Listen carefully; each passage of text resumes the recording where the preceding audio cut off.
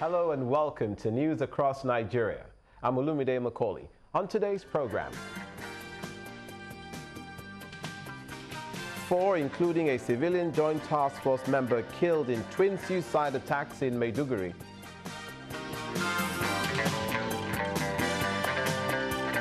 Federal government installs low-level wind-shear alert system at the Umaru Musaya Adua International Airport in Katsina, insists on improving air safety.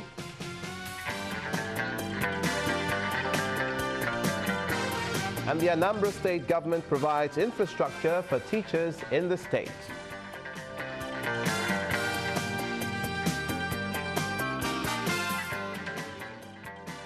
Thank you so much for joining us. We begin in the north-central region of the country. A federal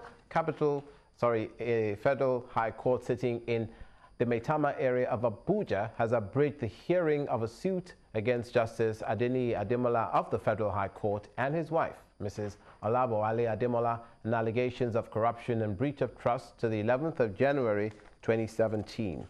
Justice Judge Okeke made the order after counsel to Justice Ademola and his wife made an application asking that their trial be brought forward from the 18th of January when the trial was supposed to commence. According to them, beginning the trial at an earlier date will afford them the opportunity to get it done with and move on with their lives. The prosecution, who did not oppose the application, informed the court that it will be amending the charges to accommodate a third person, Mr. Joe Aggie, will then be rearranged alongside the judge and his wife.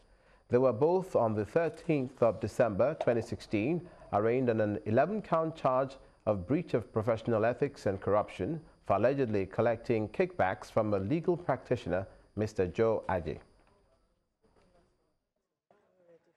We brought an application for an abridgment of the time.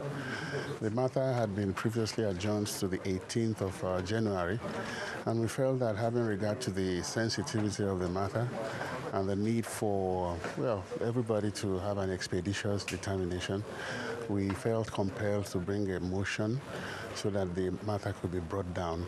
Happily, with the cooperation of the prosecution, we've agreed on further dates. The 11th, and then from Monday next week till Wednesday next week. Actually, the trial was supposed to commence on 18th of January, but the defendant wanted accelerated hearing of the trial and an earlier date for trial, which had been granted. So the trial will now come up on Wednesday for arraignment, because we are joining another defendant to the charge, Mr. Joe Aggie, and trial will now commence on 11th. Now to security. 3 male suicide bombers shot sporadically yesterday and attempted to infiltrate Maiduguri via Garkimuna village, close to a military checkpoint in Borno State. The improvised explosive device strapped to their bodies exploded, killing all of them, as well as a civilian Joint Task Force member. 2 AK-47 rifles were recovered, while 1 was completely destroyed as a result of the explosion. Then later the same day, there were 2 suicide bomb attacks in Kaleri area of Gwanje. 4 persons, including 2 female suicide bombers, died in that explosion. Both scenes were swept and rendered safe for public access by personnel from the EOD and patrol teams of the command in the wee hours of today. Normalcy has since returned to these areas. Last night it was very crazy here in Maiduguri. Residents were hearing sounds of explosions and nobody was certain where it was happening. But then this morning, the police have issued a statement telling us that it happened around Wenge area, and then we understand that 4 persons were killed. They were silent about casualties who were injured, but then according to the statement, 4 people were killed in Gwenge area. And then the first attack in the Munadarit area, we understand that one of the civilian JTF members that tried to stop the suspected Boko Haram terrorists died in the encounter. So that's what we have for now. And we are still trying to find out if there are wounded civilians who are receiving treatment in hospital or stuff like that.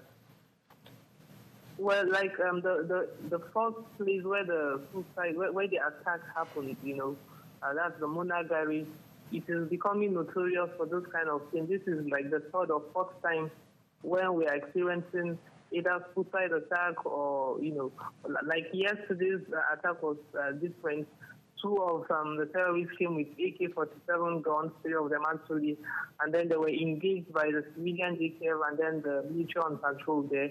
So it's a strategic area because it's one of the satellite communities leading to Gamborungala and, that axis of the state.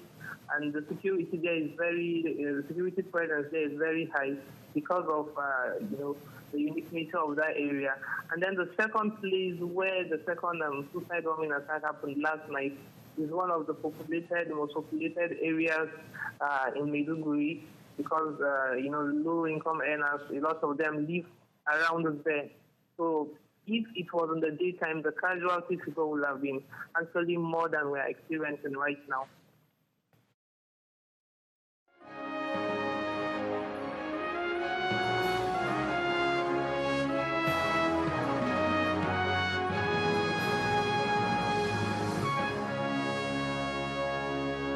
News of the search for the Bring Back Our Girls, the activities of the girls group and the search for the girls.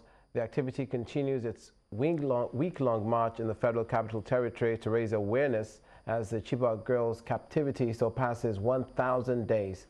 On day 2 of the procession, the campaign focuses on the plight of internally displaced persons across the country. The co-convener of the Bring Back Our Girls group, Dr. Obi Ezra-Kesili, says the federal government's handling of internally displaced persons is inadequate and troubling.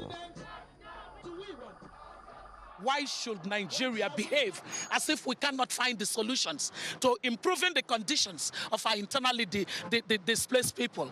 Our internally displaced people can become a scourge on this country because here we are carrying on as if everything is okay with everyone. Meanwhile, we've got millions of our people in camps, living in deplorable conditions. Doesn't it break your heart to see children in 2017 stunted, looking like Wachoko victims? Was it not bad enough during the Nigerian Civil War? Why should we come and reenact those images at this time in our lives? We shouldn't, and that's why we're campaigning.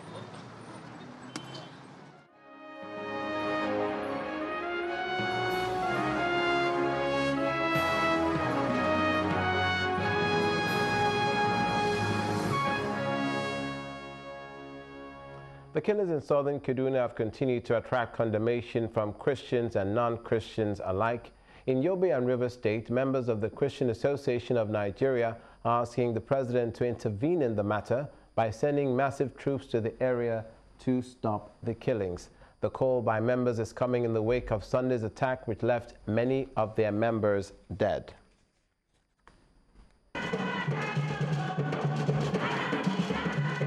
When Christians gather, it's in most cases for prayer. But these ones from Yobe and River State have not only prayed, they're on a protest march on the streets over the killings of some of their members.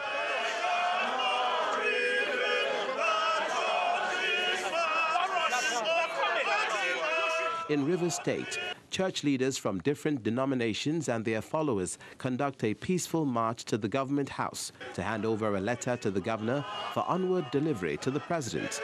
They say enough of the killings in southern Kaduna. We are mandated by the president of CAM that today we all should put on black to mourn the Christians. That is why we are here. Also, to present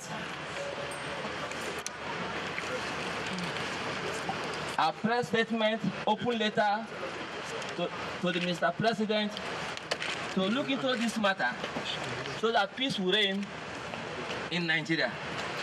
I want to assure you that the message you have delivered to the President of the Federal Republic of Nigeria will get to the President through my governor.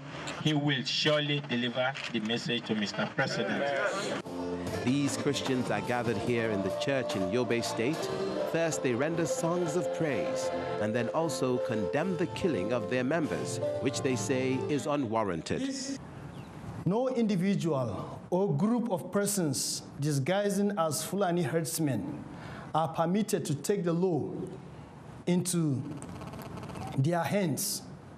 We hereby call on both the federal and state governments to do thorough investigation and ensure that those behind the killings are brought to book. This is not the first time such clashes will be recorded. In the 80s and early 90s, worse religious clashes spread through Jos, Bauchi, and adjoining states. And the fear of many is that if these particular killings are not brought under control, it may just spread to other states like it did in the past. You're watching news across Nigeria. Coming up, the federal government promises to upgrade the safety measures at Nigeria's airports. Please stay with us.